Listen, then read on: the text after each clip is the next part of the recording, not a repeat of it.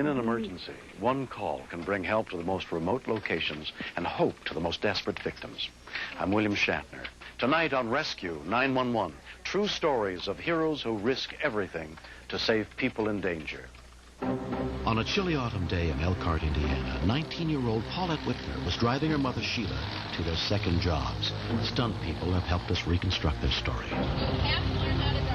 Paulette had only had her learner's permit for a month.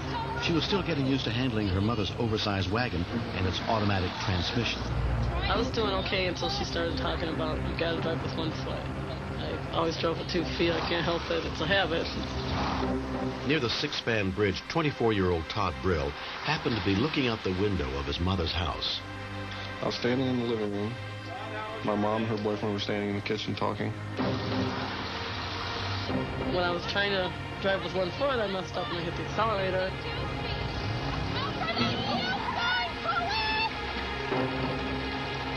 When I hit the yield sign, I panicked.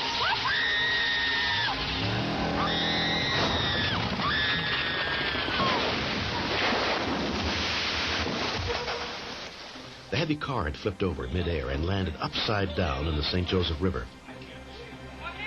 There was a real fear there. You knew somebody had to be in that car. Todd's mother, Nancy Brill, immediately dialed 911.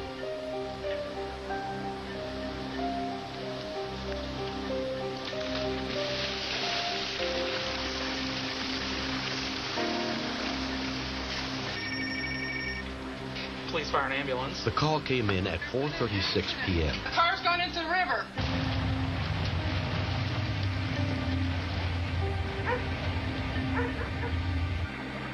The tremendous pressure of the water made it almost impossible to get the car doors open.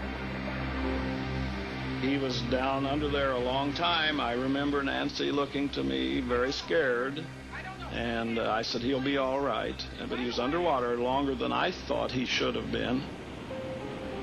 I got a big lump in my stomach. That truck could have slid in that river. There's a strong current there. Todd could have got trapped in the car.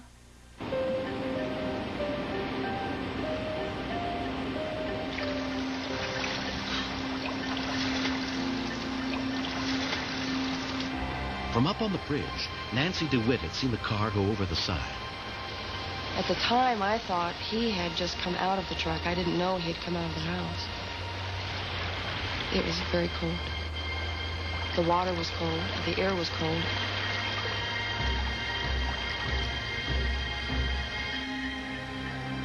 It was dark down there. You couldn't see nothing.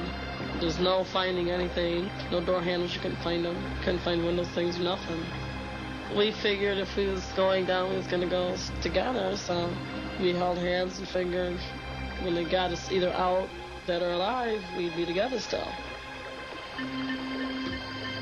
I couldn't see anything, so I started feeling around. The only thing I was thinking of was, what if I can't get the people out of there? Felt around and grabbed what felt like a coat, and I just started pulling.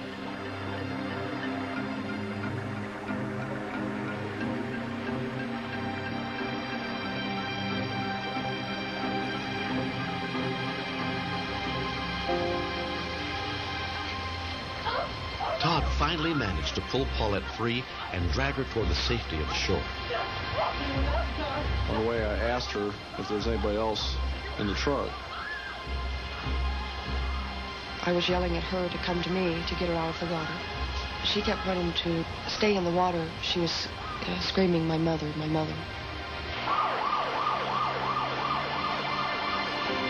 Paulette was safe, but her mother was still trapped in the car, and time was running out.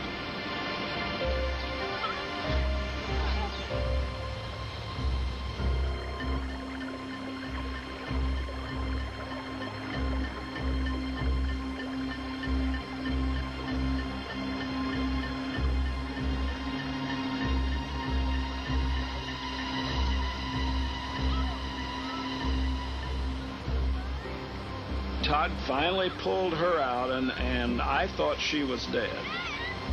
She appeared, I told Nancy, I said, that woman's dead.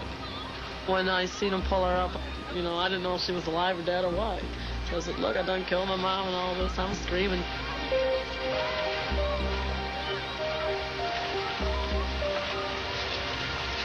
Her body, just when it went, you know, onto the seawall when they laid it down, was just completely dead weight. And I thought, she's gone.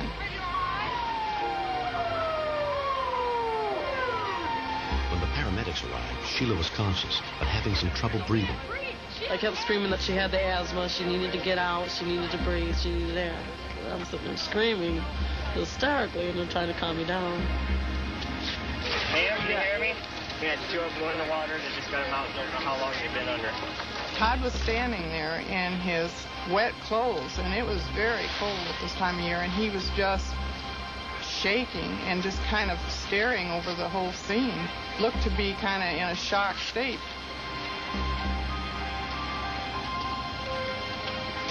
Half an hour after the car went into the river, both mother and daughter were taken to a nearby hospital where they were treated and released. I went to Todd and I said, Todd, I'll always want you on my team. And those two women would have absolutely drowned if it hadn't been for Todd Brill. You know, you can think how you're going to react, but you never know until it happens. You know, I couldn't have said that I would have reacted this way when it happened. I'm just glad she didn't tell me there was a Boy Scout troop in there or something. Yeah, he's a hero to me. He didn't have to jump in that water twice and pull us out. He didn't save 2, he saved 3. Because we found out that night that she was pregnant. And she had a little boy. Charlie. Paulette's baby son was born 7 months after the accident. It's not every person that's going to just jump in the water twice when it's cold outside to go after people he doesn't even know. I said, a lot of times you read in the paper where somebody got killed and there's 400 people standing there watching it and nobody wants to step in, but he stepped in. He took that risk. He had called him right after I found out I was pregnant and asked him if it was a boy, could I name him after him? And he was pretty well honored. So the 7 months later, on Mother's Day, in fact, I had a little boy. Named it Todd Allen right after him. Todd Brill was given a Carnegie Medal for risking his life to save the lives of strangers in the St. Joseph River.